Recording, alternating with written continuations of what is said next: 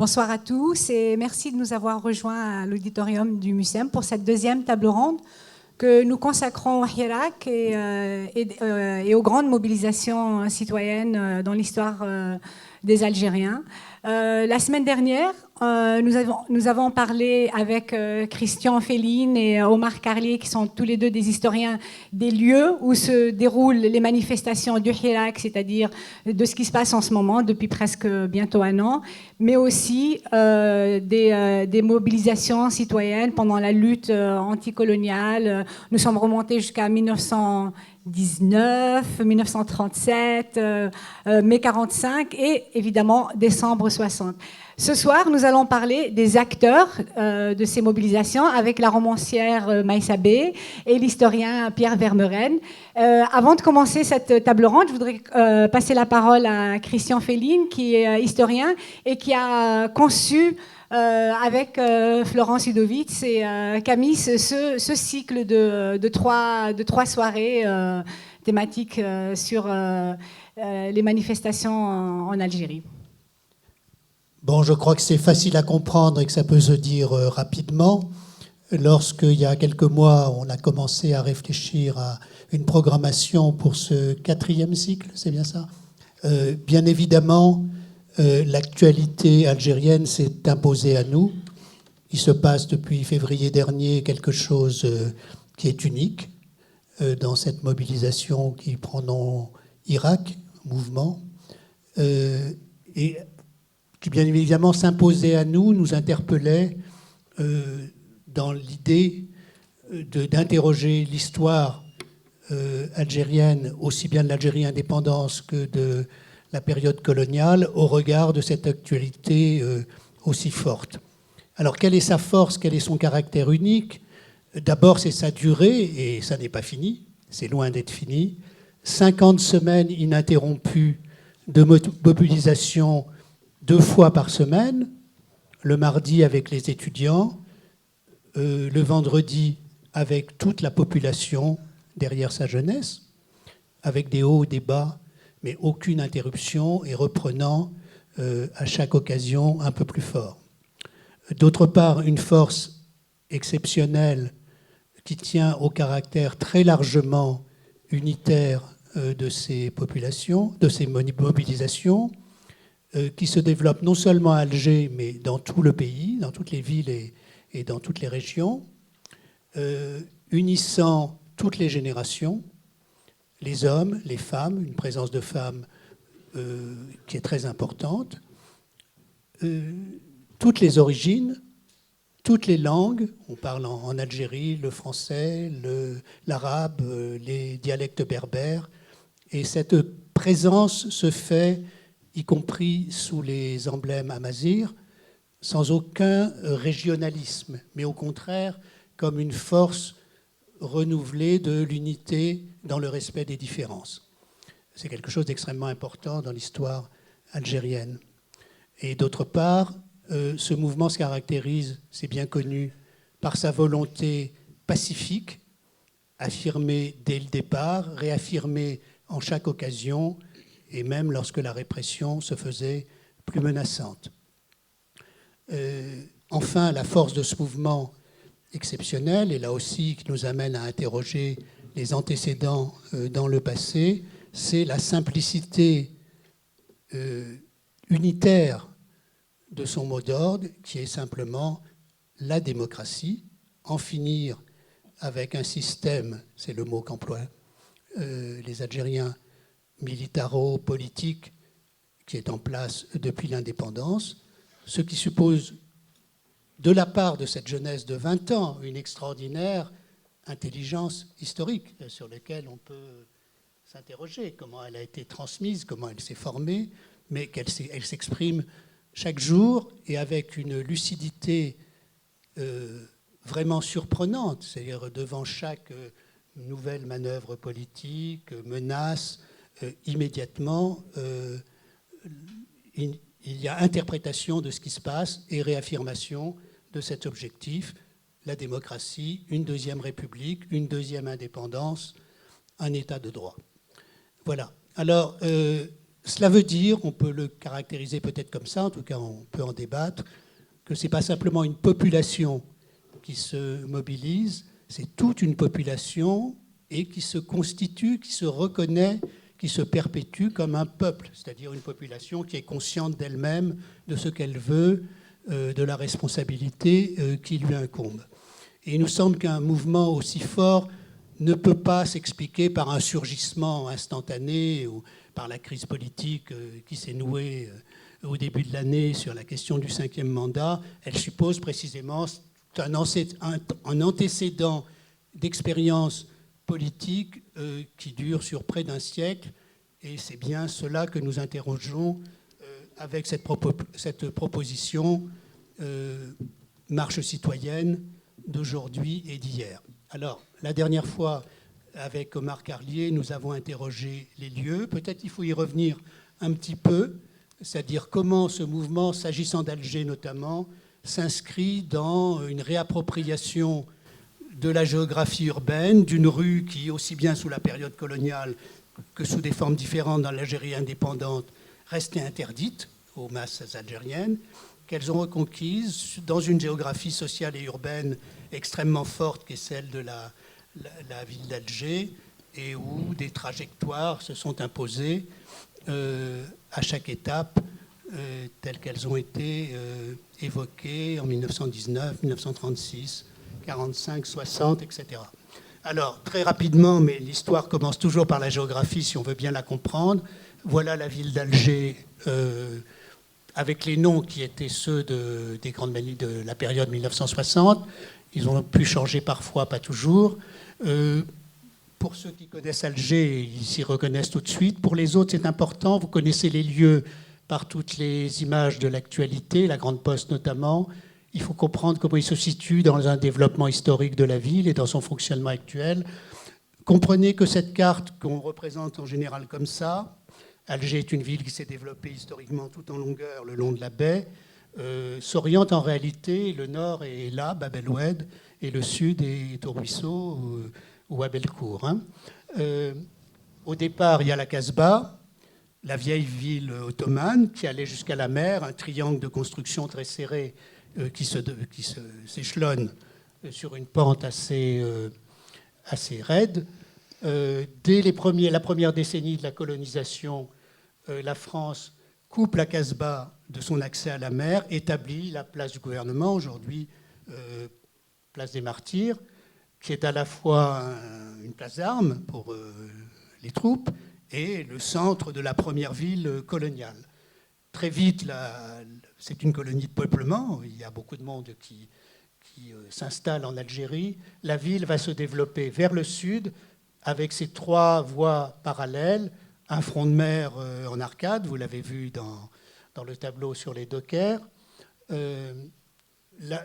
la grande rue européenne, commerçante et résidentielle de la deuxième ville coloniale qui est la rue d'Isli, aujourd'hui Arbi Ben Midi, et entre les deux, une rue Asla Hossine, qui était la rue de Constantine à l'origine, qui passe en arrière du front de mer, derrière ce qui est aujourd'hui l'Assemblée populaire nationale, qui était l'ancienne mairie. Et on arrive à la Grande Poste, qui est donc ce triangle noir, qui est le centre, et dont vous avez une image, qui est le centre des mobilisations actuelles, même si l'armée en empêche l'accès, qui occupe vraiment dans la ville européenne des années 30 à 50, c'est le point de centralité, parce que la ville, après, se développe avec l'énorme énergie sur toutes les hauteurs de la ville, par ce qu'on appelle la rue Michelet, qui monte en lacet, aujourd'hui Didouche Mourad, jusqu'aux environs, enfin les faubourgs arborés qui font le pourtour d'Alger. Donc la Grande Poste est vraiment l'épicentre de cette ville, entre la première ville coloniale, la deuxième et la troisième qui se développe sur les pentes de Mustapha et qui se poursuit le long du port par un très long faubourg très populaire. C'est le seul faubourg d'Alger où se mélange dans la période coloniale une population à dominante espagnole, italienne, ouvrière et des micro-quartiers d'origine musulmanes, qui font partie aussi de cet Alger populaire qui se mobilise, notamment dans les grandes mobilisations de décembre 60 dont on parlera. À l'autre bout, vous avez un autre faubourg, je m'arrête là, c'est important pour comprendre dont on parle, qui est Bab el-Oued, qui s'établit après les remparts ottomans qui ont été détruits. Bab el-Oued, ça veut dire la porte de la rivière, et qui est un faubourg européen, populaire, avec une forte population d'origine espagnole.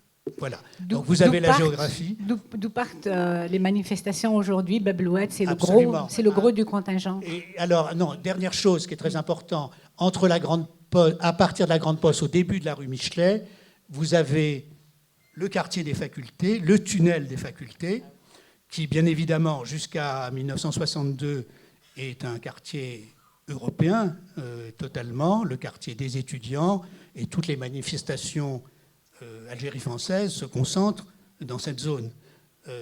Aujourd'hui, c'est normal, c'est l'épicentre du Irak qui voit converger des mobilisations venant du faubourg Belouizdad, l'ancien Bellecour, de Bab el-Oued, et qui se concentrent sur la Grande Poste.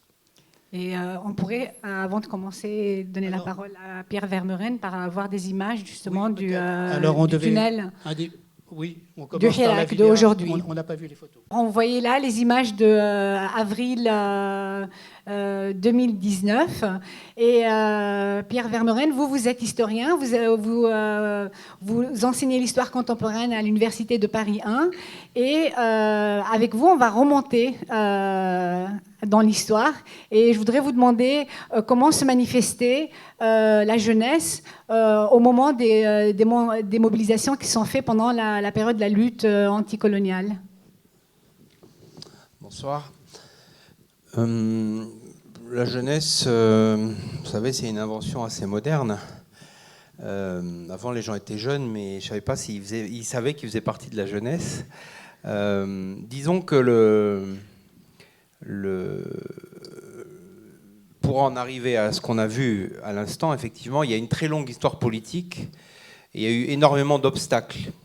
Tout à l'heure, dans la présentation, dans la salle, on a parlé des manifestations de 1936-37. On a vu même un tableau un peu antérieur, je crois. Non, de 1947, sur les dockers. Il faut se rappeler le contexte historique et politique qui était celui de l'Algérie coloniale, dans lequel les Algériens musulmans vivaient sous le statut de l'indigénat. Et le statut de l'indigénat interdisait les rassemblements publics, même je crois à partir de 3 personnes. Donc ce n'était pas pour faire une manifestation avec des centaines ou des milliers de personnes.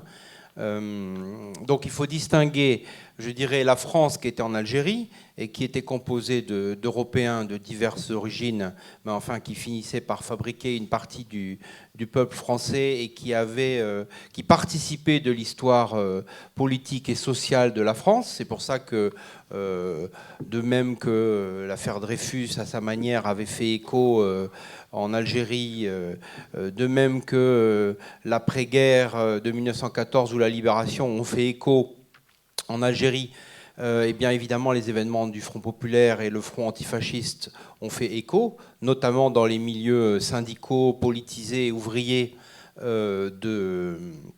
d'Algérie, et d'Alger en particulier, qui était quand même la grande ville industrielle du pays, en tout cas avec des activités très diversifiées.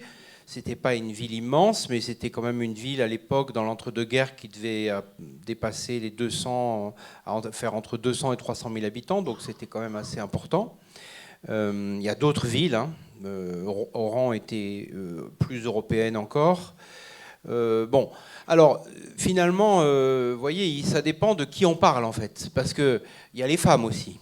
Et puis plus tard, il y aura les Kabyles. En réalité, tout le monde va se mettre à manifester et à défiler et à revendiquer très progressivement. Dans un premier temps, les musulmans ne peuvent pas.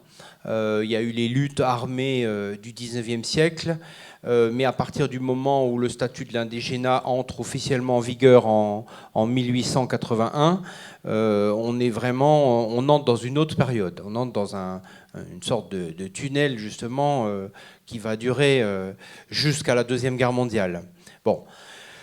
Il n'empêche que tout le monde cohabite dans cette ville, en tout cas un certain nombre de gens cohabitent, une minorité de musulmans toutefois ils sont là, j'allais dire ils sont au spectacle de la vie sociale française qui se déroule à Alger et dans laquelle participent surtout des hommes. On est dans une société méditerranéenne avant la guerre, il y a des manifestations, des revendications sociales qui sont assez dures et qui sont le fait des syndicats qui sont essentiellement masculins. Il n'empêche que certains syndicats, notamment comme la CGT à cette époque, permettent l'affiliation d'ouvriers musulmans. Il n'y a pas de critères de nationalité et encore moins bien sûr de religion pour participer. Mais disons qu'il y a ce qu'il est possible juridiquement de faire, ce qui se fait, ce qui ne se fait pas, ce qui est dangereux. Donc je crois que les manifestations d'avant-guerre, elles ont, pour certaines d'entre elles, un caractère politique et elles sont plutôt le fait de notables, y compris musulmans, bien sûr. Je pense à ce qui s'est passé entre 1919 et 1922, c'est-à-dire au moment où la vie politique a commencé à s'ouvrir avec le fameux décret de 1919, ou la loi de 1919 qui a ouvert le corps électoral des hommes musulmans. Je crois qu'on est passé de quelques milliers à une centaine de milliers, sauf que ces types, ils avaient fait pour la plupart d'entre eux la guerre de 14, donc c'était des gens qui avaient été habitués à une certaine discipline militaire. Ça ne veut pas dire qu'ils... Donc ils sont rentrés dans la vie politique pour le collège musulman, avec des élus qu'ils ont élus, bien sûr, en 1920, 1921. Et c'est dans ce petit intermède qu'on a eu ce qui s'apparente à une vie politique, à des campagnes politiques, notamment menées par la personnalité, le petit-fils d'Abdelkader, l'émir Khaled, qui était en retraite, qui est capitaine de l'armée française, qui est devenu un personnage politique au lendemain de la guerre, et qui a fait un certain nombre de meetings et de réunions. Par exemple, en Kabylie, je sais qu'à un moment, il arrive à faire une réunion avec plusieurs milliers de militants. Mais donc, c'est dans un cadre assez particulier. Et puis, au bout d'un moment, il commence disons, à gêner les autorités coloniales et il repart en métropole. Bon. Donc, il y a un moment comme ça. Ensuite, il y a le moment de 1936, bien sûr, où il y a donc ce mouvement social qui débouche à Alger comme ailleurs par l'élection du Front populaire.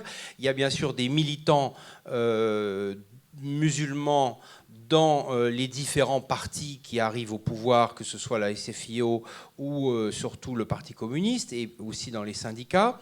Et finalement, les musulmans vont créer quelque chose qui n'est pas à proprement parler une manifestation, en juin 1936, qui est le fameux Congrès musulman d'Algérie, ou des musulmans d'Algérie, et qui va rassembler à la fois des notables, des élus, qui va rassembler des militants politiques, des partis politiques français, et en l'occurrence franco-algériens, SFIO, Parti communiste, radicaux, etc., et aussi des élus, donc de fédération des élus indigènes, etc., mais aussi des oulémas, c'est-à-dire des militants souvent d'origine un peu bourgeoise de l'islam politique algérien, une association, l'association des oulémas musulmans d'Algérie qui s'est constituée en 1931.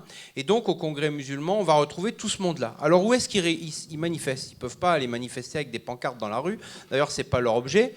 Ils vont se retrouver dans la plus grande salle d'Afrique, qui est le cinéma Majestic, qui se trouve à Bab el-Oued, et qui est une immense salle avec 4000 places, et qui va devenir un haut lieu de la vie politique algérienne et algéroise jusqu'à Boumedienne, etc. En fait, ça ne s'arrête jamais, puisque cette immense salle, elle va devenir un lieu, finalement, comme c'est enfermé, on peut discuter et on peut faire de la politique sans que ça gêne la rue. Parce que le problème avec la période coloniale, c'est qu'il faut que la rue reste sous le contrôle.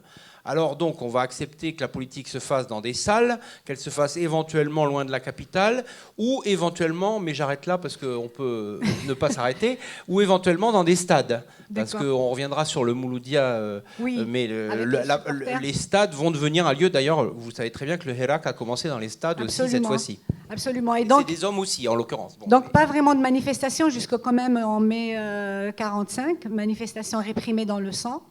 Massacre, et ensuite décembre 1960, et je voudrais passer à Maïsabé quand même. Oui. 36, pour rester sur 36. Hein. Oui. Non. Oui.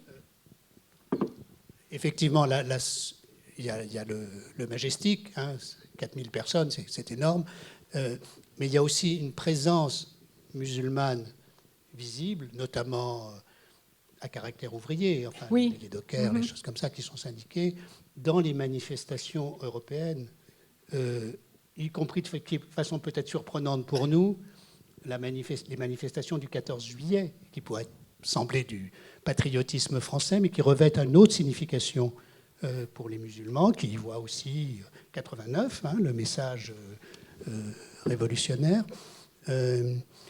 Donc il y a une manifestation de soutien au Front populaire où il y a des musulmans. Et la première fois que dans une manifestation se lève le drapeau algérien, c'est le 14 juillet 1937. Et c'est le PPA, le Parti du peuple algérien.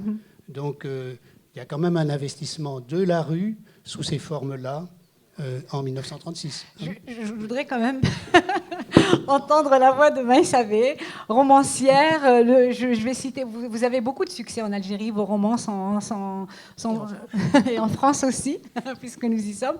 Mais bon, vous êtes né, vous vivez à Sidi Bel Abbès, il est allumé. Vous vivez à Sidi Bel Abbès, mais vous avez grandi à Alger.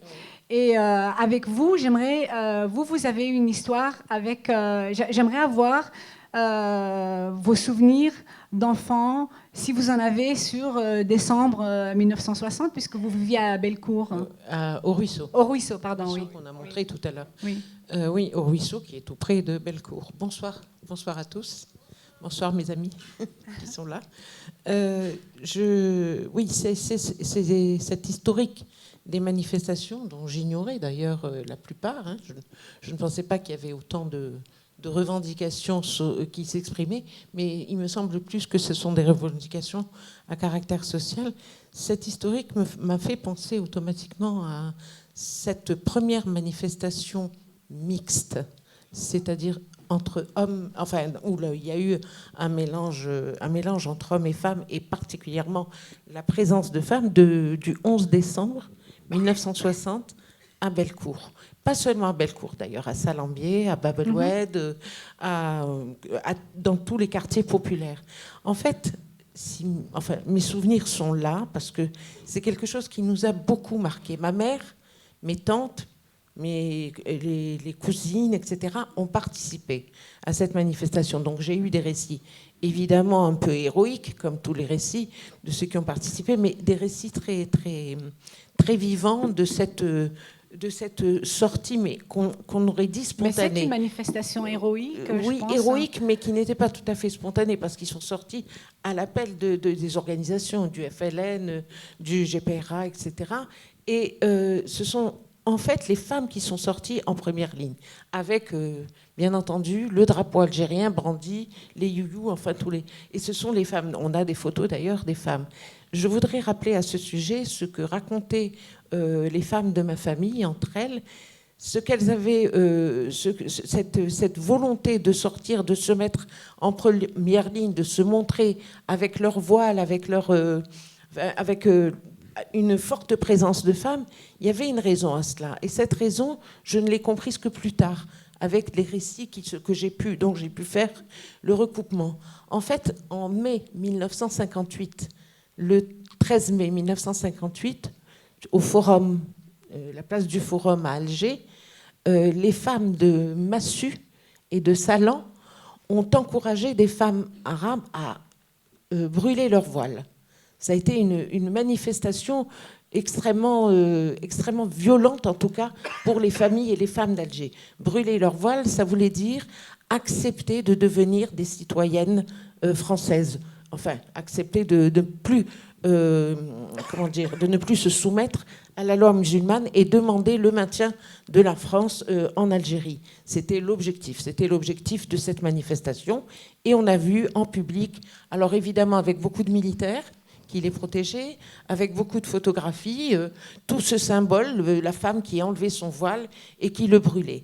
Et je me souviens des récits, les récits familiaux à propos de cette manifestation que nous avons, les femmes de ma famille ont ressenti véritablement comme quelque chose de profondément humiliant. Oui, comme un choc. Ah oui, comme un choc, comme vraiment quelque chose qui les avait marquées. Et on en parlait, et elles en parlaient tout le temps. Moi, c'était des choses que j'ai retenues. J'étais très très jeune à l'époque, mais je me souviens des termes qui avaient été employés pour qualifier ces femmes, etc. Et il me semble que la sortie des femmes du 11 décembre 1960, le 11 décembre, c'était le déclenchement. Oui. La manifestation a duré une semaine. Et elle s'est étendue à d'autres villes également. Hein. Il y a eu à Oran, il y a eu dans d'autres villes. Et ça a été aussi motivé en grande partie par ce sentiment de trahison, voilà, que les femmes ont ressenti à ce moment-là. C'est intéressant ce que vous dites, Maïsabé, parce que moi j'ai toujours aussi pensé que les manifestations du 11 décembre 60, c'était à l'appel du FLN, mais en fait j'ai appris en travaillant sur le Hirak et sur ces manifestations-là que c'était pas vraiment, c'était une sorte de surgissement de la population, un peu comme le Hirak du 22 février où les gens ont pris la rue sans qu'il y ait vraiment une organisation politique derrière. Oui. En fait, ça a été on va dire plus ou moins spontané, parce qu'on peut se poser même la question sur le Hirak, hein, je pense qu'il faudrait aussi se la poser. Ça a été plus ou moins spontané, mais ce sont en particulier les femmes qui se sont appropriées ce mouvement de contestation. Quand on voit des femmes aujourd'hui dans les manifestations au Hirak et tout, on souligne et on s'étonne de la présence féminine, mais en fait, c'est pas nouveau. Il y a eu d'autres manifestations où les femmes ont été en première ligne. Bon, je ne veux pas trop m'étendre. On va revenir sur les femmes dans le Hirak et avant, mais je pense aussi qu'en discutant avec vous, j'ai découvert qu'en fait, vous avez le souvenir du récit de votre mère sur ces manifestations-là, mais vous avez aussi le souvenir d'une manifestation à laquelle vous avez... Ma première manif. Oui, c'était quand? Ma toute première manif, j'étais toute petite, toute jeune. Et un jour, mon oncle est arrivé avec toute la famille. Il a dit, allez, on va sortir. Qu'est-ce qu'on va faire? On va manifester. Manifester? Pourquoi? Pour qui? Et en fait, c'était la fameuse manifestation de la fin de l'été 1962 à Alger. Ça s'est passé précisément à Alger, où des familles, femmes, enfants, hommes, ont déferlé et sont allés au siège de l'Assemblée nationale, l'Assemblée populaire nationale, pour essayer de dissuader les clans en présence de s'affronter, le clan de la Wilaya 4, etc., et le clan d'Oujda. Et à ce moment-là, il y avait une véritable guerre. Je me souviens de cette manifestation. C'était l'été, il faisait chaud, nous avons couru, nous avons chanté, ça a été mon premier manifeste politique, entre guillemets, et ça, c'était aussi très présent. Et je ne sais pas si ça a porté ses fruits. Toujours est-il qu'en septembre, il y a un accord qui avait été signé, mais nos voix ont résonné dans la rue, oui. Le Seba Snin Barakat, c'était 7 ans, Seba ça suffit. Snin Barakat, c'est-à-dire 7 ans de guerre, ça suffit. Oui, alors... Ah oui, ça c'est une autre chose dont on a... Oui, je voulais le dire aussi. Et on essayait et ça c'est le lien avec le Hirak que j'avais fait tout à l'heure, on essayait de défendre un État civil contre la mainmise du militaire. Ça doit vous rappeler forcément quelque chose. Et Pierre Vermeulen, vous avez publié un livre sur les dissidents au Maghreb. Vous êtes co-auteur de ce livre. Je suis désolée, j'ai oublié le nom de Khadija Mohsen Fan. Dissidents au Maghreb depuis les indépendances. Et donc, ma question rapidement, c'est après l'indépendance, qu'est-ce qui a fait que ce Hirak arrive? Est-ce que vous pensez qu'il y a eu des choses? Est-ce que les mobilisations précédentes ont eu un effet pour préparer ce Hirak, ou ce qui s'est passé dans les années 80 et ensuite n'a pas à être relié à ce qui se passe aujourd'hui, puisque les manifestants ne font pas ce lien, justement. Écoutez, comme on disait tout à l'heure, c'est quand même il y a un long continuum de culture politique qui s'acquiert. On voit bien que de toute manière, la politique, ça s'apprend, la démocratie, ça s'apprend, même le fait de manifester, ça s'apprend. Donc tout ça, c'est un héritage. Avant de répondre à votre question, juste un mot sur les femmes. Il ne faut pas oublier que les Françaises ne votaient pas non plus jusqu'en 1945.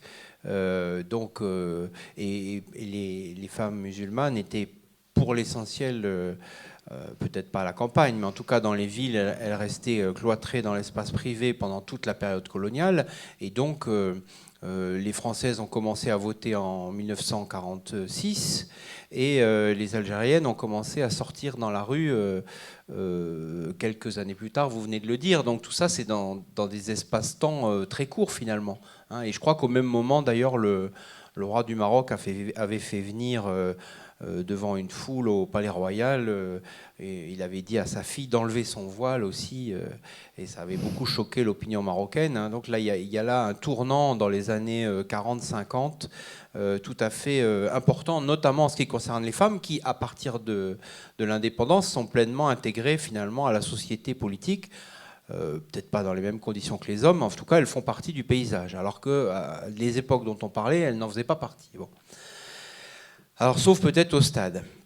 Non, il y a eu, c'est-à-dire qu'à partir des années, il y a eu des manifestations à l'indépendance, on vient d'en parler, et puis après, il y a eu un régime autoritaire, un régime militaire.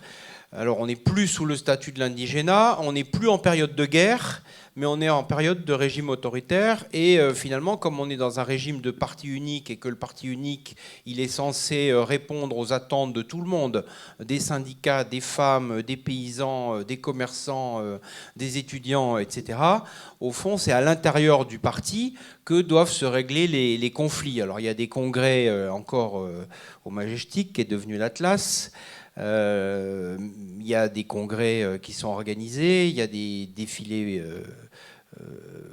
des manifestations officielles plus exactement, mais la contestation politique sous les années boumédiennes, par définition, c'est pas quelque chose qui est très courant. Et donc ça ressort au lendemain de la mort de Boumedienne, notamment en avril 1980 en Kabylie, avec les événements qui ont fait date et qui ont été là aussi un tournant, puisqu'on va sur la scène politique et publique algérienne et du Maghreb, arrive un nouvel acteur qui est l'acteur, j'allais dire amazigh, mais plus exactement berbériste, comme on l'appelait en Algérie depuis 1949 dans certains milieux. Et là, il y a eu quand même un mouvement, certes régional, avec une extension sur Alger qu'on comprend très bien. Bon, les années 80, le couvercle a plus ou moins été refermé. Et le vrai moment, en fait, qui correspond, en fait, le plus, me semble-t-il, c'est ce qu'on disait tout à l'heure au Hirak, c'est la transition politique de 89-90. C'est-à-dire qu'il y a eu une émeute tragique en octobre, enfin des émeutes tragiques puisqu'elles se sont soldées par la mort de plusieurs centaines de jeunes gens dans Alger, c'est en octobre 88, mais octobre 88 a désagrégé, en apparence tout au moins, mais quand même a un peu désagrégé le parti-État, et il s'en est suivi 2 folles années dans lesquelles alors, tout le monde a manifesté, les islamistes, ça c'est connu, les femmes, les féministes, les Kabyles et les revendications amazighs, etc., les partis de gauche. Enfin bref, là, il y a eu un moment de culture politique algéroise intense. Il y en a peut-être même jamais eu autant, jusqu'à l'année dernière, dans Alger et dans certaines grandes villes, mais je pense à Alger en particulier, de manifestations politiques. Alors malheureusement, évidemment, ça s'est terminé, cette période tragique, par des campagnes électorales qui ont amené dans un premier temps le fils à diriger les municipalités, et dans un deuxième temps, au moment où il allait prendre le pouvoir, le fameux coup d'État et l'arrêt, etc. Donc c'est pas un moment dont les Algériens, j'imagine, se rappellent avec facilité, mais c'est quand même moi je me rappelle parfaitement, je sais pas, moi j'ai moi, je regarde les couvertures des magazines en France, puisque j'étais en France. Mais je me rappelle très bien que c'était très suivi en France, ces grandes manifestations de 89-90. Et j'imagine que vous les avez vécues beaucoup plus près que moi. Ce qui est particulier, vous avez employé spontanément le mot émeute. Pour octobre. Et pour tout ce qui se passait avant. Oui, spontanément, le mot émeute. En fait, politiquement, ça a quand même été une révolution. Politiquement, je veux dire. Hein. Ça a amené des changements politiques énormes. Le 5 octobre, alors, c'était... oui, en France, je me souviens très bien qu'on avait appelé ça les émeutes de la semoule. C'était comme ça que l'on avait donné. On avait donné le nom d'émeutes de la semoule. On pensait que tout un peuple allait se soulever parce que le prix de la semoule avait augmenté. Parce qu'il y avait eu les émeutes du pain en 84. Voilà, pour donc la même on vocable. ce qui n'était absolument pas ça. En fait, bon, il y a beaucoup de choses à élucider hein, dans les émeutes, ce que vous appelez émeutes. Nous, on appelle ça les événements d'octobre. Oui. Hein, c'est ça, Oui. Je vous l'accorde, hein, pas de problème. Non, mais c'est important, lexicalement, c'est important. Pourquoi ? Parce qu'on dit que les gens n'ont pas occupé la rue, mais en fait, même sous Boumedienne, sous Chadli, sous Zerouel, il y avait constamment des mouvements que l'on appelait sporadiques, hein, que l'on appelait émeutes. Et très, très, très souvent, il y avait des centaines d'émeutes par année en Algérie. Alors, il faut essayer de voir. Il y a des gens, alors je me souviens, je l'ai vu, je l'ai vécu, pas loin de... Chaque fois qu'il y avait, par exemple, des attributions d'appartements, il y avait... alors, les jeunes se réunissaient pour brûler des pneus et empêcher la circulation. C'était surtout... c'est comme ça, peut-être qu'on peut le définir, mais je ne suis pas spécialiste. Hein. Mais c'est surtout pour des revendications sociales. Oui, même pendant toute la période des années Bouteflika, il y en a eu, je crois, il y a des journalistes centaines. qui ressentent plus de 10 000... oui, des centaines par an. Donc, ce n'était pas exactement l'hibernation totale. Hein. Effectivement. Pas la paix sociale. Ça, c'est très important à rappeler.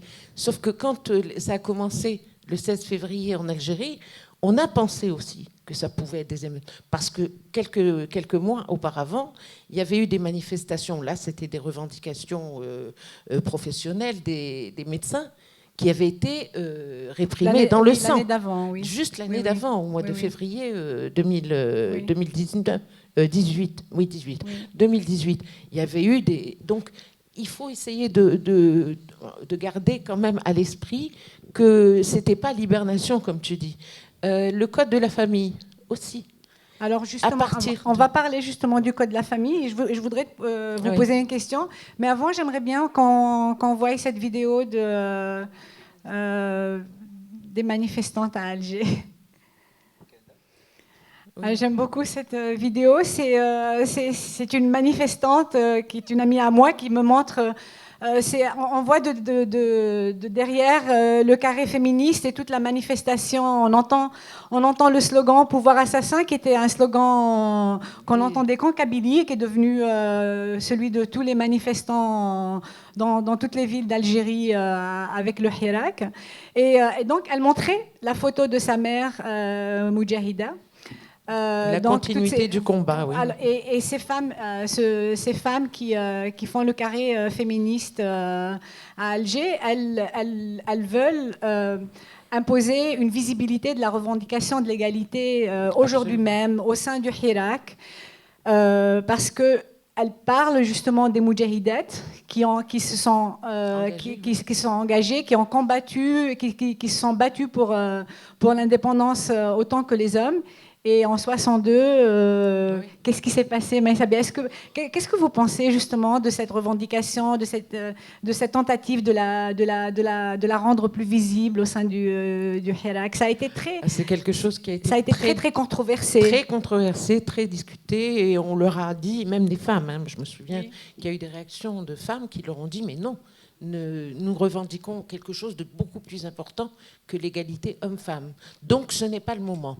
Gardez votre combat pour après. Notre revendication essentielle, c'est le départ ou la chute du système. Il ne faut pas tout mélanger. Elles ont été agressées, elles ont été vraiment prises à partie par énormément de groupes, et elles tiennent jusqu'à aujourd'hui. et ça continue. Elles revendiquent, et c'est clair dans les communiqués qu'elles font, l'égalité entre hommes et femmes. Il n'y a pas de discussion possible. Oui, donc l'abrogation du Code de la famille. L'abrogation du Code de la famille, mais là c'est un combat qui est de longue date. Les premières réactions au Code de la famille, c'était en 1981, quand on a appris que des députés étaient en train de plancher sur un projet qui était celui du Code de la famille inspiré de la charia. 81, je me souviens, on a commencé, les femmes ont commencé à essayer de se réunir, de discuter, etc. Mais on leur a dit que ce projet ne pourrait jamais être rendu public, sauf lorsqu'il serait adopté par l'Assemblée. Donc il y a eu des petites manifestations, puis après des sit-ins devant l'Assemblée, puis après des manifestations. Il y a eu énormément de mouvements de femmes pour essayer de s'opposer à ce projet. Et ça n'a rien donné. En fait, le projet a été voté en juin 84 et il est passé et il a régi la vie de millions de femmes algériennes. Qu'est-ce qu'il comporte, ce projet ? Oui. En gros, c'est vrai que il y a des jeunes, ils ne sont pas forcément au jus. Ce qui s'était passé, c'est qu'à la période coloniale, les musulmans étaient soumis au statut personnel musulman. Et c'est d'ailleurs pour ça qu'ils n'avaient pas accès à la nationalité française. Si, mais pas à la citoyenneté, puisque pour avoir la citoyenneté, il fallait renoncer au statut personnel musulman. Voilà, c'est très difficile à comprendre, mais en fait, tout était autour de ce statut personnel, notamment lié aux femmes et à la famille. Bon. Et en fait, en 1958, les Algériens musulmans, comme disaient les pouvoirs publics français à l'époque, les FMA, les Français musulmans d'Algérie, deviennent citoyens français. Et finalement, le Code Napoléon, qui était le Code civil français, reste en vigueur jusque-là, jusqu'en 84. Donc aujourd'hui, on dirait que c'est horriblement patriarcal, mais finalement, par rapport au Code de 1984, ça n'était pas si patriarcal que ça. Donc après, c'est des dispositions légales sur la minorité de la femme, sur le divorce, le non-divorce, enfin la répudiation, enfin des choses qui sont assez connues, notamment au Maroc, par exemple, pendant toute une période. Voilà. Oui, donc ces féministes qui essayent d'imposer un peu, au départ, elles ont suscité de la controverse, un peu de la violence, y compris de manifestants, mais au fil des mois, elles se sont accrochées, elles sont restées, y compris après qu'elle n'ait pas vraiment reçu de gestes de solidarité très visibles de milieux politiques progressistes ou médiatiques ou intellectuels en Algérie. Elles ont persisté et aujourd'hui elles sont dans les manifestations et elles font partie du paysage. Avec l'icône qui est devenue aujourd'hui Jamila Boupa. Oui. Donc on voit ces femmes qui... Oui, mais cette petite vidéo qu'on vient de voir, ça montre bien que pour les femmes, ce nouveau combat s'apparente au combat de leurs aînés, de leur mère, de leur grand-mère, et elles le disent. Effectivement. Et pour elles, c'est une continuité. Au centre de ce carré, très souvent, on trouve une figure emblématique qui est une Moudjahida, Jamila Bouhired, et qui est considérée, qui a écrit une lettre aux jeunes Algériens aussi pour les encourager en leur disant que l'indépendance qu'on avait cru obtenir en 1962 n'était pas vraiment une indépendance aussi bien pour les hommes que pour les femmes, et elle les encourage à essayer d'obtenir la véritable indépendance qu'elle appelle la vraie indépendance. Et je voulais aussi qu'on parle avant la fin de ce débat des supporters de foot, puisque en fait le Hirak a vraiment commencé avec eux. Casa del Mouradia, c'était l'hymne du Hirak dès le 22 février. Casa del Mouradia, c'est la chanson d'un des plus grands clubs de foot algérois, de l'USMA. Et qui est une chanson qui était chantée dans les stades depuis 2018, c'est une chanson politique contre le régime Bouteflika, qui raconte en gros le premier mandat, le deuxième mandat, le troisième mandat, le quatrième, et pourquoi il n'y aura pas de cinquième. C'était assez... Pierre Vermeuren, vous dites que vous pensez que, enfin, ça existait, le rôle des clubs de foot, y compris avant l'indépendance, était intéressant dans la lutte anticoloniale. Il ne faut pas dire que... Enfin, moi, je ne fais pas partie des historiens qui disent que tout recommence et tout est toujours pareil, parce qu'évidemment, ce n'est pas le cas. Mais néanmoins, il y a des correspondances. Et on parlait des femmes, par exemple. Les femmes, c'est pareil. Le combat des femmes, il a commencé avant l'indépendance. Enfin, il continue après. Ce qui les avait rendues folles, je crois que c'est le 16 mai à Alger, c'est que ce soit devant des militaires français qui est le dévoilement. Mais après, elles l'ont fait toutes seules. Quand les militaires français sont partis, progressivement... Non, c'était au niveau du symbole. Hein, voilà, tout à fait. Mais après, le dévoilement a eu lieu, mais dans un cadre algérien, c'était beaucoup plus supportable que... Bref. Et le football, c'est pareil. Au début, il y a eu la création de clubs de foot en Algérie au début des années 20, même peut-être avant, à Oran, bon, passons. Notamment le grand club populaire musulman au départ d'Alger, qui s'appelle Mouloudia, et qui est un club qui marche très bien dans les années 20. Et le problème des autorités coloniales, c'est qu'elles se disent au bout d'un moment, ça va devenir ingérable puisqu'il va y avoir des matchs de musulmans contre la majorité des clubs de foot qui sont européens, espagnols, italiens, etc. On sait que Camus était un grand sportif, il n'était pas du tout le seul en Algérie. Il y avait un championnat d'Algérie très important, avec beaucoup de clubs et beaucoup de villes, 3 niveaux. Enfin, c'était une affaire d'État. C'était une activité qui est devenue très populaire. Et à partir des années 30, les autorités coloniales ont décidé de mettre des Européens dans les clubs musulmans et réciproquement, et de mélanger aussi au niveau de l'entraînement, etc. Et cette situation-là n'est plus devenu possible au lendemain de la guerre. C'est-à-dire que la pression nationaliste rendait les choses impossibles, et puis il y avait une volonté d'égalité, il y avait la sortie du statut de l'indigénat entre 1944-45 et la guerre d'Algérie, et finalement, enfin jusqu'en 56 exactement, puisque je crois que c'est en 56 que le FLN a demandé aux joueurs musulmans de ne plus faire partie du championnat algérien, puisqu'il fallait attendre l'indépendance pour pouvoir, etc. Donc entre 44-45 et 56, il y a une véritable folie sportive qui s'empare, notamment parce que le Mouloudia, je crois, parvient à remporter la coupe, ou en tout cas à se mettre au niveau des meilleurs clubs européens d'Algérie. Et bon, il y a des stars internationales du football français qui sont algériennes, ou qui sont africains via l'Algérie, etc. Donc c'est quelque chose de très important. Et cette activité. Et puis ensuite, après la guerre d'Algérie, il y a bien sûr le foot se répand dans l'armée. Il y a des clubs militaires. Enfin, ça devient aussi. C'était déjà le cas à l'époque coloniale, ça le reste après.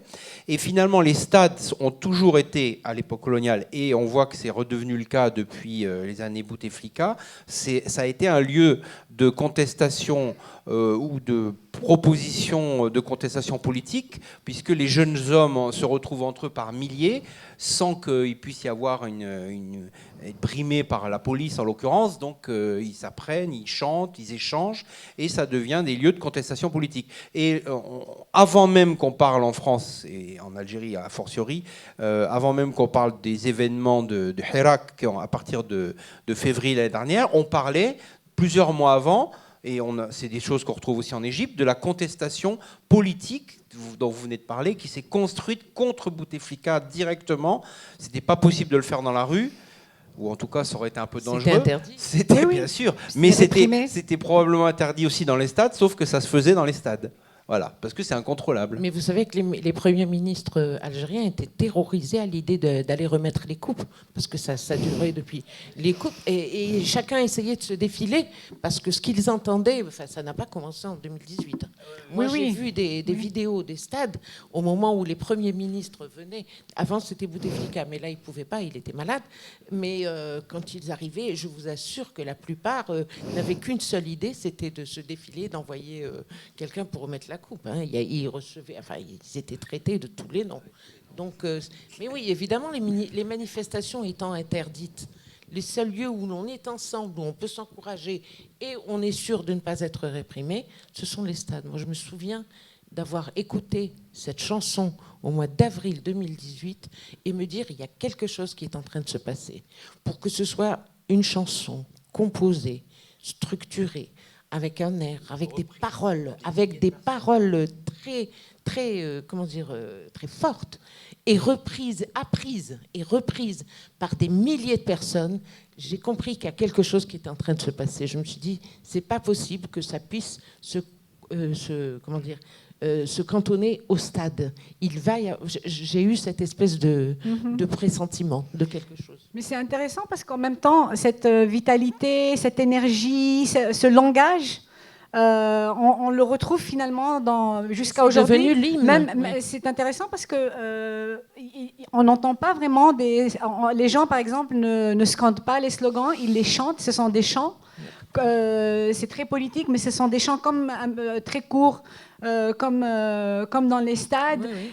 C'est en derja, c'est plus de l'arabe fusha. Voilà, on entend très peu de slogans politiques classiques.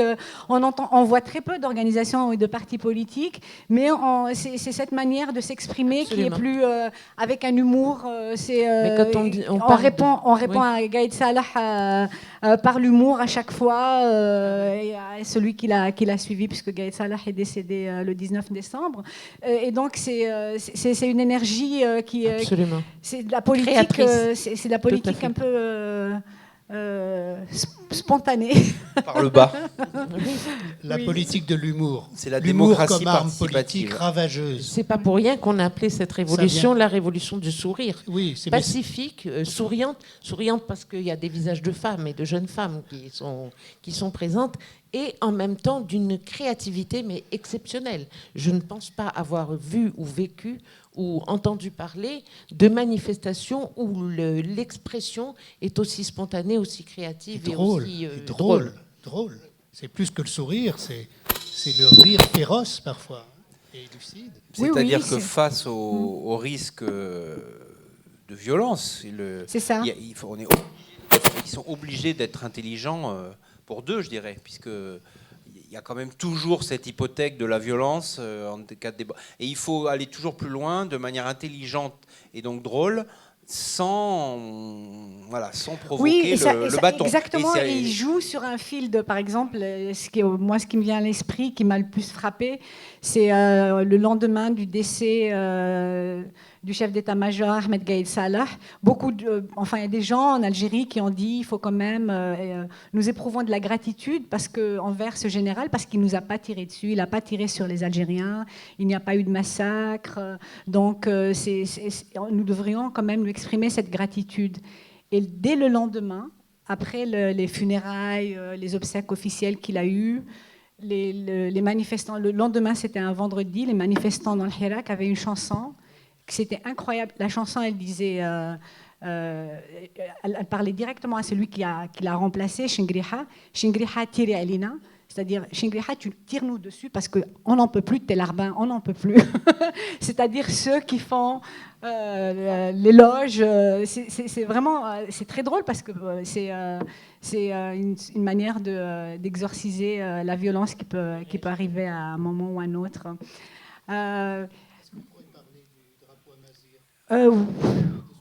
Oui, rapidement, avant que Amelzen, je vois qu'Amelzen est là et j'aimerais lui donner la parole. Mais c'est vrai que la question Amazir a été un peu sortie de la Kabylie avec le Hirak, n'est-ce pas, Pierre Vermeuren?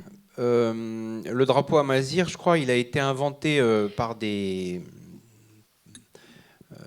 quelques militants kabyles exilés dans le Paris des années 60. Et il n'était pas très connu. Il a commencé à apparaître lors des deux grands événements qui sont des manifestations que le pouvoir a essayé de garder d'une manière régionale en Kabylie en 1980 et en 2001. Et ça, d'ailleurs, je rebondis sur ce que vous disiez tout à l'heure quand vous m'avez dit que vous m'avez repris sur le mot émeute. C'est vrai que l'émeute, c'est le mot de l'État. C'est le pouvoir qui dit ce sont des émeutiers. Et donc, l'État a toujours... Et on ne savait pas très bien en France, enfin, ça restait relativement enfermé dans les frontières de l'Algérie, qu'il y avait des mouvements sociaux très importants, parce que le gouvernement ne voulait pas que ça sache. Il voulait bien que ça sache quand c'était en Kabylie, d'une certaine manière, même si ça débordait, parce que ça permettait de dire il y a des seuls râleurs, ils sont tous là, et il faut les isoler un peu, comme on voit ça un peu au Maroc avec le Rif. Il faut les laisser dans leur montagne, et puis il faut les empêcher de rejoindre Alger, parce que sinon ils vont mettre le feu à la capitale, et ça va devenir... Donc il faut les isoler. L'isolement maximum, ça a été en 2001. Il y a quand même eu près de 150 morts, je crois, au moins en Kabylie, qui ont été tués, pour le coup, dans des émeutes, mais qui sont des mouvements politiques, et de revendications culturelles et autres. C'était des manifestations de protestation contre le fait qu'il y ait un jeune qui était assassiné dans une gendarmerie. C'est ça. C'est comme ça que ça C'est s'est Nissa déclenché. Germah. Oui. Alors, en tout cas, oui. Mais il y avait quand même, c'était aussi un mouvement revendicatif démocratiquement parlant, puisqu'il y avait la volonté de constituer des comités de village, etc. Bon. Et finalement, le drapeau était resté relativement... Enfin, le drapeau amazigh était important, certainement, en Kabylie, mais je trouve que c'est au moment des printemps arabes, c'est paradoxal, en 2011, que c'est devenu vraiment un signe de ralliement dans tout le Maghreb, même en Libye, même en Tunisie, alors là c'était totalement improbable, au Maroc aussi, dans tous les mouvements amazirs, chez les Touaregs, on revoit ce drapeau partout, on le voit même à Paris, j'imagine à Marseille, et donc ce drapeau est devenu une sorte de... C'est le défi lancé aux États arabes ou qui se disent arabes et qui a pris une proportion incroyable. Et d'ailleurs Gaïd Salah ne s'est pas trompé, au bout d'un moment il a dit bon ça suffit. C'était cet été, hein, je crois. Il a dit ça y est, vous arrêtez, vous allez vous retrouver en tôle si vous sortez ce drapeau dans la rue. Il a envoyé voilà. beaucoup de manifestants en prison parce qu'ils portaient le. Et c'est des faits. Ils ont passé 6 mois en prison. Et du coup, le drapeau est ressorti maintenant. Peut-être dans les manifestations, non? Non. En Kabylie, ça en c'est Kabylie, sûr. Ils ne peuvent pas, justement. Il y avait aussi la marée des obsèques d'Aït Ahmed, où il y avait quand même cette mère, je me rappelle. Enfin, donc, c'est un des enjeux de la bataille. Vous disiez, les femmes, c'est posé sur la table parce que c'est une revendication. C'est pas où maintenant les droits politiques et les femmes, on verra après. Et c'est pareil pour les droits culturels. Oui. En fait, c'est un tout. Alors ça prend des visages, mais l'ensemble des revendications, finalement, vont vers la démocratie, qui est compliquée à construire, ça on avait remarqué. Alors, on va vous donner la parole, mais avant, j'aimerais accueillir Amel Zen, qui est chanteuse et que vous... Bonsoir Amel. Bonsoir. Vous êtes auteur-compositeur, vous êtes né dans la wilaya, vous êtes né à Tipaza, c'est cela? C'est ça, dans la wilaya. Et votre premier album, c'est en 2013. Vous avez votre style très particulier, c'est le style Amel Zen, c'est un peu du shabi, du rock, pop. On va dire, c'est de la pop rock ou du rock progressif. À puiser de la diversité culturelle algérienne, parce que vous allez trouver beaucoup de variétés, mais parce que c'est l'Algérie qui est riche culturellement. Oui. Et je m'imprègne de cette culture diverse. Et votre dernier album, c'est Djoussour. Djoussour ou Hiqntarine. Voilà, et on va pouvoir écouter des morceaux ce soir en concert avec vous. Mais Amel Zen, je voulais aussi vous demander, vous êtes chanteuse engagée, avant le Hirak, mais très engagée dans le Hirak. Est-ce que je peux savoir pourquoi? Écoutez, je pense que mon engagement s'est fait déjà spontanément en tant que citoyenne, avant que ce soit l'art qui accompagne forcément le Hirak. Oui. J'étais engagée par mes actions sociales, à travers l'humanitaire, avant le 22 février, mais j'attendais beaucoup ce moment. Donc, je vivais les prémices du 22 février avec beaucoup d'émotions et de pression. Je ressentais la tension qui montait dans les rues, et donc je voyais forcément qu'il allait y avoir une insurrection. On n'avait pas forcément imaginé la forme que ça allait prendre. Et justement, le 22 février est venu nous répondre avec ce pacifisme extraordinaire. Donc, je me suis tout de suite engagée, donc c'est vraiment un engagement spontané, c'est un appel de la patrie, on va dire. Je n'ai pas décidé de m'engager forcément en me posant la question est-ce que je vais le faire ou pas. C'est spontané, c'est comme si c'est une mère qui vous appelle, un appel du cœur, voilà. Et donc, vous participez non seulement aux manifestations, mais vous faites aussi des chansons engagées. Est-ce que vous pouvez Oui, à un moment donné, je me suis dit, qu'est-ce que le rôle de l'artiste finalement? Comment pourrais-je être utile pour cette révolution et quel est mon devoir en tant que citoyenne aussi, si j'ai cette double casquette qui me permet aussi de m'exprimer à travers ma musique, oui, je vais porter le message populaire, je vais m'impliquer parce que oui, je veux le changement en Algérie, oui, je fais partie de cette génération qui rêve d'une Algérie meilleure pour ses enfants, une Algérie libre, démocratique et sociale, et je fais partie de ce mouvement, donc oui, je vais aussi m'engager musicalement. Voilà. Merci beaucoup, Amelzen. On va vous laisser rejoindre la scène. On va venir au concert et Merci on va passer aux questions du public, si vous avez... Oui, j'aimerais juste rajouter un petit truc, parce que tout à l'heure, monsieur a parlé du drapeau à Mazir.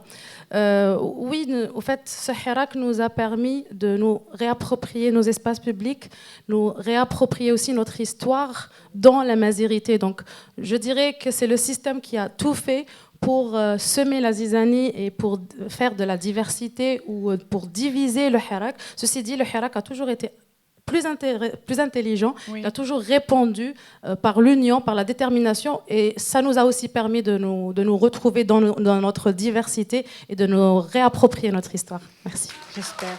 Merci, Amel. Maintenant, c'est à vous, le public. Si vous avez des questions, levez la main. On va vous donner un micro. Oui, je pense. Oui. Ah, il y a quelqu'un ici, s'il vous plaît.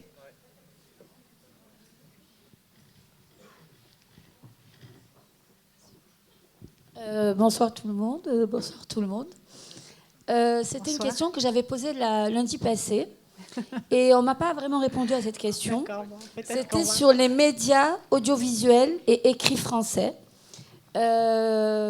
Sur le Hirak, que ce soit à Paris ou à Marseille ou en Algérie, il n'y a pas eu d'écho. Il a fallu attendre quand il y a eu l'élection dernièrement, la pseudo-élection, où on s'est un peu intéressé. Mais il n'y avait rien, à part les youtubeurs, ce qu'on trouve sur Facebook, etc. Donc dernièrement, j'avais posé la question, et à la fin, il y a une collègue du Hirak qui a posé la question, parce on a zappé la réponse. Et la réponse n'a pas été. Il lui avait dit si on parle, pourquoi, et si on ne parle pas, pourquoi. Donc aujourd'hui, je voudrais avoir une réponse, par contre. Sur pourquoi le silence des médias français sur le Hirak en Algérie. Qui c'est qui voudrait répondre à cette question ? On fait partie du Hirak de Marseille, un collectif pour une alternative démocratique et sociale en Algérie. Donc nous aussi, on est là et on n'a jamais vu un journaliste pointer son nez. Et pourtant, ça fait 11 mois qu'on est là. Très bien. Merci. Merci. Oui.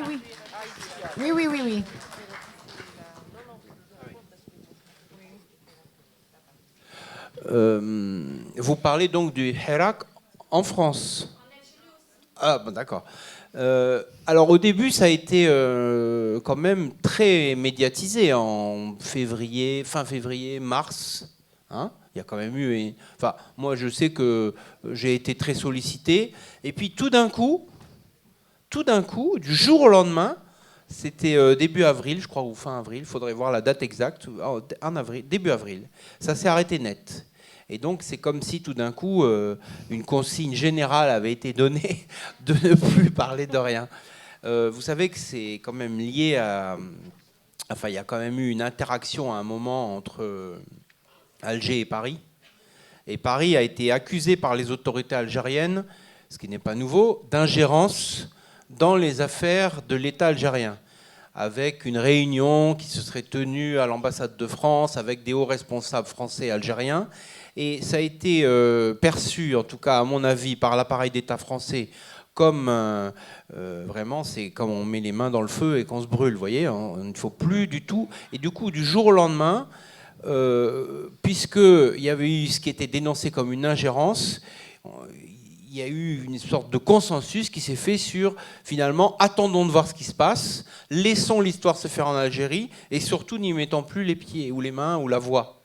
Hein. Et de fait, je fais exactement le même constat que vous, et du coup on en a reparlé récemment à l'occasion des élections, de la mort, etc. Mais il y a eu clairement une sorte de grand moment enfin pas de sidération, mais de silence. Finalement, on n'est pas légitime pour s'en occuper, donc laissons les Algériens faire, et puis quand il y aura quelque chose de nouveau, d'important, on commentera. Mais si on commente, on fait de l'ingérence. Si on critique le pouvoir, on va se faire taper. Et si on critique les manifestants, on va passer pour les manifestants pour les Français qui sont du côté du pouvoir, comme à l'époque de la guerre civile, etc. Moralité, silence. Je suis d'accord avec vous que c'est assez étrange, mais c'est quelque chose... Mais je pense que la presse est indépendante. La presse est indépendante. C'est une bonne question parce que moi je viens d'Alger. Je suis journaliste à Alger. Et ça vous a pas échappé quand même que les grands médias français, ils abordent tous les mêmes sujets en même temps? Ça vous a pas échappé sur tous les sujets. Et donc, pourquoi l'Algérie échapperait à ça? Voilà. Il y a une dame qui demande le micro au milieu, s'il vous plaît. Deuxième question, on passera avant. Bonjour. De toute façon, en France, nous habitons en province. Est-ce qu'on entend souvent parler de ce qui se passe en province? On a eu notre Bouteflika à Marseille. On espère avoir une nouvelle mairie aussi. Voilà. Donc, et c'est vu le nombre d'Algériens, on va dire, de Français d'origine. Moi, je suis lorraine. Je suis très fière d'être lorraine et je me sens française. Il y a beaucoup d'Algériens qui ont une origine, chacun son origine, hein, mais tout part de Paris. Donc voilà, c'est pour ça. C'est pour ça. Et donc révoltons-nous dans les provinces, pas pour faire dissidence. La France, c'est un pays génial. On est d'accord. Donc même combat. Merci beaucoup. Une question ici, s'il vous plaît. Voilà. Merci. Bonsoir. Non, mais juste une petite précision sur la question des femmes. Oui. J'ai cru, bon, c'est sûrement un oubli comme ça, tout à l'heure, dans les discussions qu'il y a eu entre M.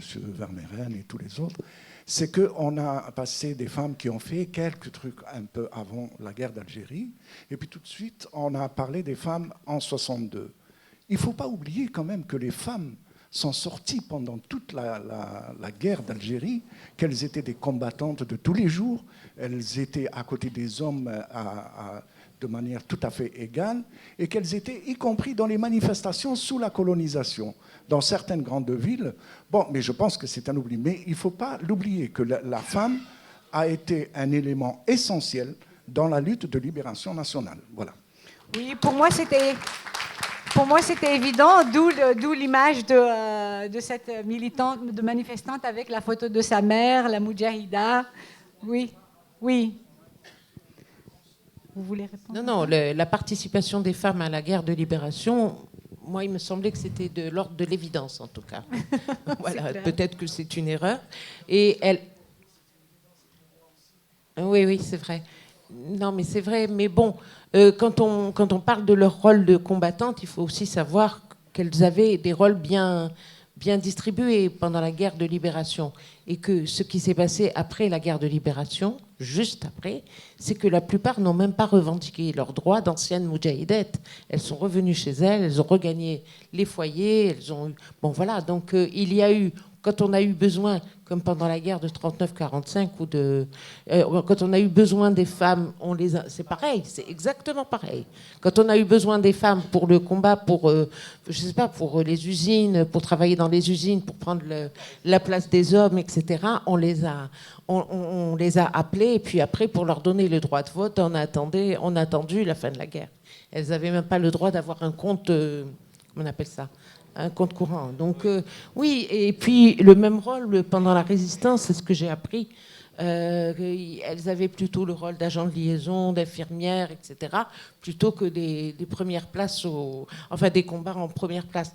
Donc ça aussi, c'est à discuter. Je pense que c'est une réflexion pas revendiqué non très plus. Intéressante. Alors, je vois une main se lever. Une autre question ici, s'il vous plaît. Il va vous ramener le micro, madame. C'est juste pour rajouter au mouvement qu'on a eu, tenu par des femmes, on en a eu deux là, tout récemment. C'est le mouvement Rafd, refus, et le mouvement Barakat, Rafd de Khalida Toumi, à l'époque. Les années 80, au début des années 90. Voilà, au début des années 90, qu'on a remercié en lui donnant un poste ministériel, et le mouvement Barakat qu'on a réprimé. Et on ne parle pas beaucoup du mouvement Barakat en 2014. De Boraoui, qui est fille de militaire, médecin militaire et fille de général, et qui s'était opposée au troisième mandat, et qui a été très vite réprimé. Il n'y a pas seulement une deux, continuité. Il n'y a pas seulement deux mouvements de femmes. Il y en a plus de 25 qui sont présentes d'ailleurs, qui ont des représentantes dans le carré des féministes. Il y a 25 associations, au moins. On a comptabilisé récemment 25 associations féministes, pas féminines, féministes qui revendiquent. Il y a le réseau Wassila, il y a énormément d'autres qui ne sont pas très connus, qui ne sont pas basés à Alger aussi, non plus, mais qui activent d'une façon permanente, et non pas et qui ne sont pas très visibles parce qu'elles font un véritable travail à l'intérieur dans les lieux dans lesquels on a besoin d'elles. Ceux-là sont les plus visibles. Mais c'était quand même une phase, il y avait une sorte d'activisme chacune dans son domaine, mais c'était une sorte de grande déprime aussi généralisée jusqu'à l'arrivée du Hirak. Et là, on voit qu'elles essayent il y a eu une tentative de lancer un mouvement national féministe à partir d'Oran en octobre. Oui. Une autre question, je vois une main se lever ici, s'il vous plaît, le micro. Le monsieur ici. Oui, on a encore le temps pour deux ou trois questions. D'abord, une toute petite chose concernant le silence des médias. Il est d'autant plus assourdissant qu'on est au courant de tout ce qui se passe en Syrie, en Libye, mais comme par hasard, il y a un pays qui n'existe pas, quoi. Alors, ma question, c'était par rapport à l'histoire telle qu'elle a été enseignée depuis pseudo-indépendance. Je voulais savoir s'il y a une conséquence, quels ont été les effets de l'histoire telle qu'elle a été présentée. Je ne la connais pas. C'est-à-dire, il y avait quand même... De quelle période ? L'histoire de l'Algérie, en le sens avant la France, avant l'Empire ottoman. Enfin, voilà, quoi. C'était des populations. Bon, c'était pas l'Algérie, bien entendu. Est-ce que c'est pris en compte dans l'histoire officielle telle qu'elle a été enseignée aux Algériens ? Voilà, je sais pas. C'est un point d'interrogation, en fait, pour savoir si c'est un point d'appui ou au contraire quelque chose qui a freiné la prise en compte pour le peuple algérien de pouvoir se situer par rapport où ils sont. Moi, dans mon travail, j'étais amené à dire... donc j'étais conseiller, donc j'ai eu beaucoup de clients, entre guillemets, de Tunisiens, Marocains, Algériens, et j'ai remarqué qu'il y a une différence entre les trois, quoi. Alors j'essaye de comprendre. Quelle différence ? Qu'est-ce que vous voulez dire ? Samir, vous avez enseigné vous dites une différence entre les trois. Ça serait difficile à définir. Quand je dis différent, je ne parle pas physiologiquement, mais la façon d'appréhender les choses, les questions, de les poser, les problèmes. Comment l'enseignement en Algérie aborde l'histoire de l'Algérie avant voilà, je voulais savoir si ce qu'il y avait avant a été enseigné, en fait. Avant la colonisation. Il y a 2 siècles, 10 siècles, 20 siècles, d'où il vient. Je vais vous dire, il y a une grande différence entre le Maroc et l'Algérie. C'est qu'au Maroc, on enseigne une histoire de la stabilité, de l'ancienneté, de la sacralité, de la profondeur, de l'immobilité, d'une certaine manière, puisque c'est un pays dans lequel il n'y a jamais eu de révolution et qu'on enseigne vraiment une histoire qui a une dimension religieuse, millénaire, alors qu'en Algérie, il y a cette idée que l'histoire, à l'inverse, elle est révolutionnaire. Et qu'on ne parle pas beaucoup dans les faits on ne parle pas de l'histoire très contemporaine. Vous savez que jusqu'à très récemment, mes collègues en Algérie ne peuvent pas eux-mêmes travailler sur ce qui s'est passé depuis l'indépendance. Bon. et c'est difficile d'accéder aux archives aussi de la Révolution nationale, même s'il y a des possibilités. Mais bon, c'est une histoire extrêmement officielle et extrêmement corsetée par les pouvoirs publics pour des raisons qu'on peut comprendre. Bon.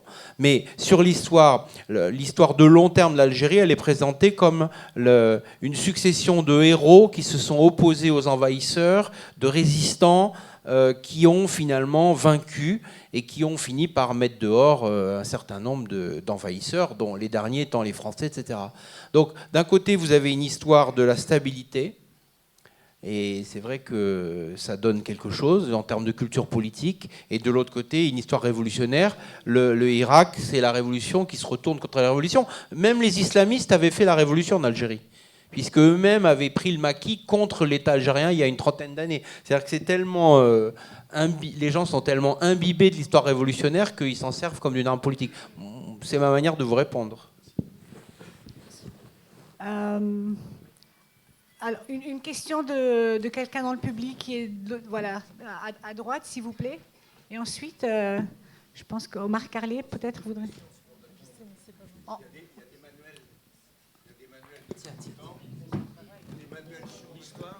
Il y a des manuels sur l'histoire et qui sont dans l'histoire et qui ne se répètent pas à l'identique de 1962, pour autant qu'il y a eu déjà un manuel qu'on pourrait dire officiel ou pas officiel de 62 jusqu'à aujourd'hui.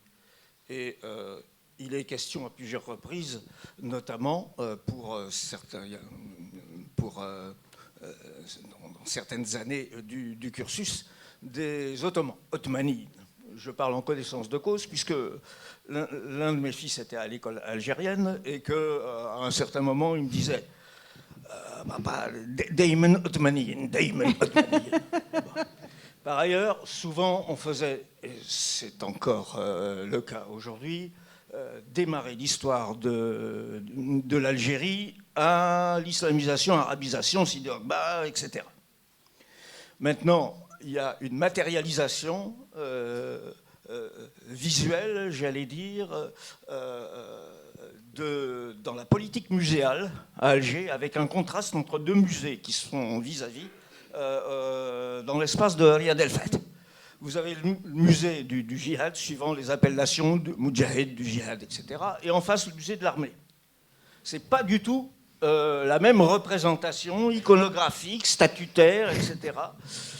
Je passe sur la statue parce que ça pose problème du point de vue de la culture islamique en profondeur. Hein. L'image, oui, la statue, non, etc. Alors vous avez des statues géantes dans le musée de l'armée, des janissaires, des raïs, etc. Et puis on remonte non seulement à Massinissa, mais on remonte aux Phéniciens, on remonte à l'homme caspien, je ne sais plus.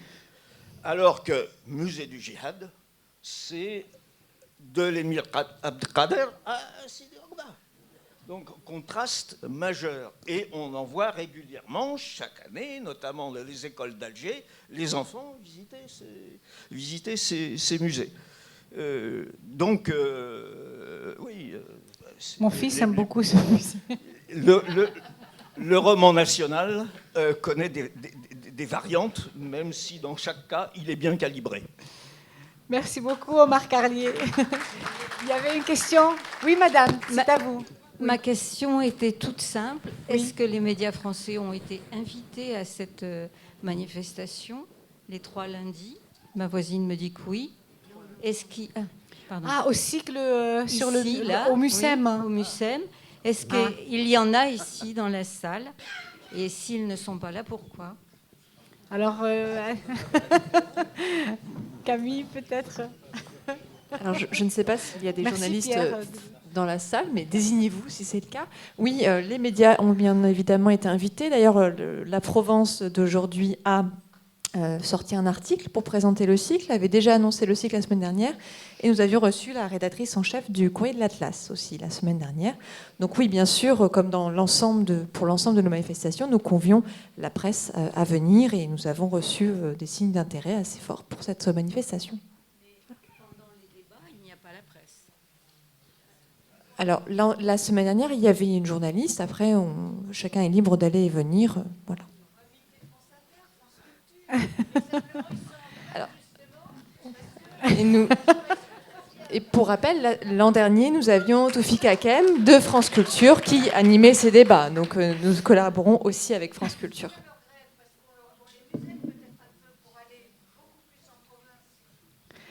Oh non, une autre question, s'il vous plaît, le micro. Si on pouvait faire passer le micro à la dame. Juste, je rebondis sur la presse parce que on parlait tout à l'heure, la dame disait mais la presse est libre, etc. Mais quand on dit qu'ils parlent tous du même sujet au même moment, c'est qu'en fait il y a des prescripteurs. Et les prescripteurs, c'est-à-dire ceux qui donnent la ligne et ceux qui donnent l'info. Si vous parlez à des journalistes, ils vous disent sur 100 informations, on peut en traiter 5 chaque jour. Donc on va choisir les 5. Le problème, c'est pourquoi tous les médias choisissent les 5 alors qu'il y en a 95. Et une des raisons, c'est quand même le fait qu'il y a des prescripteurs. Et ces prescripteurs, c'est notamment le matin Le Figaro et l'après-midi Le Monde. Et Le Monde a un rôle encore beaucoup plus important parce que toutes les rédactions et tous les médias l'ont à midi ou 1h. Et donc, à 2h, ils vont manger, ils rentrent, ils ont Le Monde et ils disent voilà de quoi on va parler demain matin.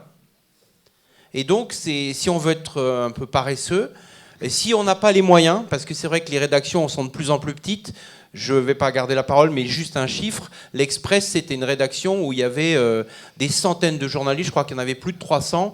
Il en reste, après des purges successives, il en reste 60 ou 70. Comment voulez-vous que 70 personnes traitent tout? Donc, ce système prescripteur s'impose de plus en plus. Merci. Une question ici? Oui, alors moi je voudrais un petit peu répondre à l'historien, M. Vermeuren. Et personnellement, je considère sa réponse concernant les médias assez biaisée. Tous les Algériens et Algériennes, dont je fais partie, considèrent que les médias français ont boycotté le Hirak.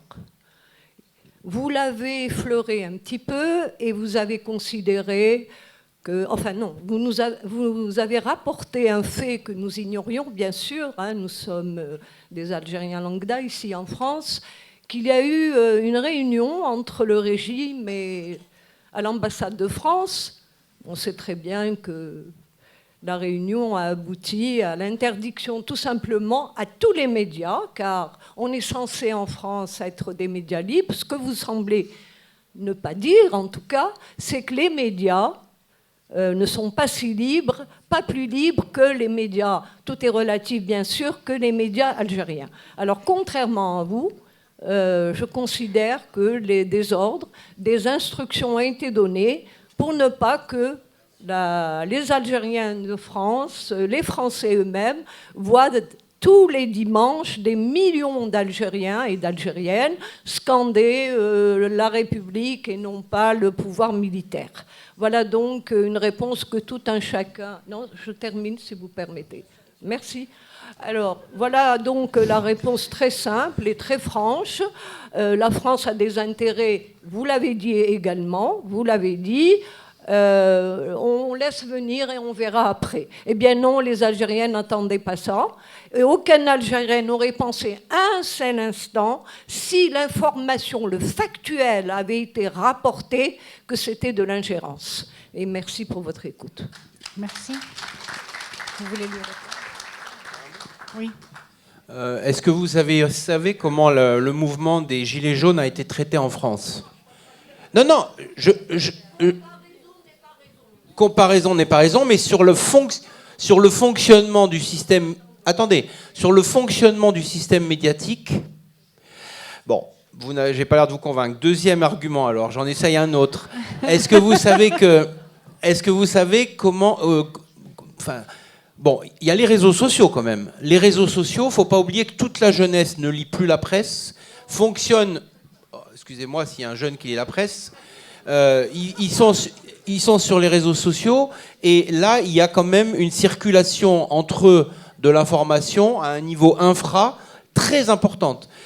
Et il y a le problème aussi de la présence des journalistes français ou étrangers en Algérie. Et vous savez très bien que la presse française, elle est devenue pauvre. Alors vous allez peut-être me dire que non, mais en termes de correspondants de presse étrangers, on est à l'os, c'est lamentable. C'est-à-dire que les journaux de province, en gros, n'ont plus de correspondants à l'étranger. Les journaux parisiens en ont quelques-uns. Le seul journal qui en a un certain nombre, parce que c'est Dassault, c'est le Figaro, donc ils ont une trentaine de correspondants. Le Monde en a un peu moins, ils en ont quand même. Ils en ont un en Tunisie. Ils n'en ont pas un correspondant permanent en Algérie. Hein. Et donc, ils fonctionnent quand il y a un événement sur le système des accréditations. Et le pouvoir algérien se montre... là, au moment des élections présidentielles qui ont eu lieu, ils ont donné les visas au dernier moment, mais ils les ont donnés. Ça a été assez largement couvert. Mais l'année dernière, à partir du printemps, les autorisations et les accréditations, c'est-à-dire tout simplement le visa, ont été données d'une manière au compte-gouttes, voire pas données. Donc, s'il n'y a pas de journalistes sur place, ils ne font pas de reportage et il n'y a pas d'infos. Alors vous me direz, il y a l'AFP, mais l'AFP, vous savez que par exemple, le directeur de l'AFP aujourd'hui, qui est nommé depuis 3 mois, vous savez où il est, le directeur de l'agence de l'AFP d'Alger? Il est à Tunis, parce qu'il n'a pas le droit de rejoindre son poste, il n'a pas de visa. Donc il y a quand même, le contrôle de l'information en France, il existe, on peut en parler sans problème, mais je ne vous apprends rien en vous disant qu'il existe aussi en Algérie, et que c'est un jeu, alors peut-être c'est un jeu entre les deux États, qui s'emboîtent bien là-dessus. Cela dit, avec le Maroc, c'est pas très différent non plus. Alors, Voilà. une dernière question, je ne sais pas si on aura le temps. Allez-y, monsieur, et ensuite vous, si on a le temps. Oui. En fait, j'avais 2 points. L'un, c'est pour réagir par rapport à la polémique sur les médias. Ça me gêne parce que c'est pas le sujet de ce soir. C'était pas le sujet d'hier soir. Et on est en train de poser cette question à des historiens. Je ne remets pas en question leurs compétences, mais pour moi, c'est pas le sujet. Donc ça, c'est le premier point. Le second point, par rapport aux médias, c'est qu'il y a une posture, entre guillemets, victimaire. Pourquoi on ne parle pas de l'Algérie? On oublie que les médias, l'information, c'est un produit de consommation. Ce qui fait le buzz, c'est ce qui va faire la une. C'est ça qui va faire que on va parler d'un événement ou d'un autre. Donc Bouteflika qui est parti, ça a fait le buzz, ils en ont parlé, c'était simple, c'est une information simple, avec beaucoup de retours, etc. Là maintenant, il y a le Hirak, il est pacifique, il n'y a rien qui se passe, entre guillemets. Pour les médias, ce n'est pas un produit de consommation qui est très, très intéressant à montrer, tout simplement. On le voit dans toutes les informations, et moi ça me dérange vraiment qu'il y ait cette posture, entre guillemets, victimaire, parce que derrière, finalement, il faut aussi se poser la question, en tant que citoyen, mobilisé, engagé, etc., de quelle forme de mobilisation on prend aussi pour toucher les médias. Donc il faut aussi faire son autocritique, de quelle forme on fait, de quelle mobilisation on prend pour toucher au maximum les médias, et ne pas rester juste dans des formes classiques, etc. L'autre point, donc pour revenir à ce que disait, c'est par rapport aux historiens, par rapport à la façon dont est enseignée l'histoire. Moi, j'ai toujours entendu, et j'aimerais avoir votre regard d'historien là-dessus, c'est que pour moi, en fait, j'ai entendu cette version pendant la colonisation française. On parlait beaucoup de l'Empire romain, la présence des Romains en Algérie, finalement pour justifier une présence chrétienne en Algérie. Et puis après, à l'indépendance, finalement, c'est la période musulmane qui est un peu mise en avant, etc. Donc, vous avez parlé de 2 musées. Il y a un autre musée, moi, qui m'a un peu marqué à Alger, c'est le musée de l'Antiquité. Et le musée de l'Antiquité, c'est exactement pareil. On a l'impression que la période anté-islamique, donc, elle est un peu, pas zappée, mais on met l'accent sur la période à partir de la venue, l'arrivée de l'islam, etc. Donc, est-ce qu'il y a une forme, finalement, de... on sait qu'il y a une instrumentalisation, pas qu'uniquement de l'histoire, mais je voulais avoir votre perception là-dessus. C'est une question que vous adressez à Omar Carlier, c'est ça? À Omar Carlier ou à Pierre Vermeuren. Mais alors, la réponse devrait être très très courte. On va devoir laisser la place au concert. Oui, en 2 mots, je me suis limité aux deux musées qui se font face. Autour de la Riad El Fat. Parce que ces 2-là ont un impact autrement plus important que celui dont vous parlez, qui n'est pas inintéressant en soi, bien entendu, mais sans commune mesure en termes d'impact sur le grand public, sur les écoles et ainsi de suite. Maintenant, l'histoire n'est pas toujours aussi nette qu'on le souhaiterait, et avec des évolutions linéaires. Tout et son contraire. Y compris dans l'histoire coloniale, il n'est pas question du début jusqu'à la fin, d'une projection sur un modèle romain auquel on s'identifierait, ou de revenir au temps des Césars, ou à l'ancienne église d'Afrique, qui, entre guillemets, était beaucoup plus complexe qu'on pourrait croire. Bon, mais c'est une autre question. Non, à partir d'une certaine époque, et puis à la période Jonard. La période Jonard, on réinvestit l'Algérie musulmane. Et vous voyez le style néo-mauresque, la grande poste, toutes les gares, des hôpitaux, etc. C'est Jonard. Et c'est Jonard qui va insister aussi pour réintroduire davantage de langue arabe dans le système scolaire, dans les limites évidemment des possibilités qui sont offertes à un gouverneur général à cette époque. Et pour la pré-indépendance, même chose, c'est pas linéaire. Il y a des forces opposées les unes aux autres, ça se joue.